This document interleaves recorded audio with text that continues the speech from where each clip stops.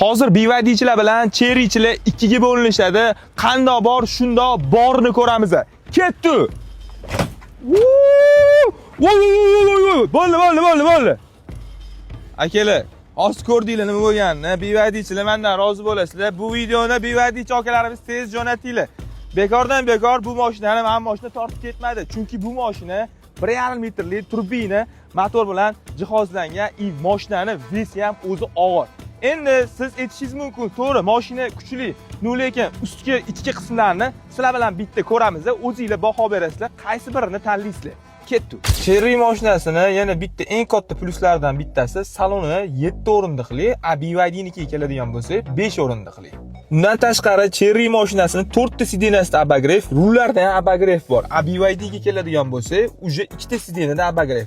Bu mashinaning sidenasida massajlari ham bor ekan. Cherry'da audio sistema Sony, BYD'da Infinity, lekin Cherry'da plus bufferi ham bor ekan. Undan tashqari head-up displaylari ham bor. Mashinada oilaviy tog'i ham chiqsanglar bo'ladi. Eng katta pluslardan yana bittasi BYD'da 150 ming kilometr garantiya bo'ladigan bo'lsa, Cherry'da 200 ming kilometr va 7 yil garantiyasi bor. Siz qaysi birini tanlagan bo'lardingiz? BYD yoki Cherry?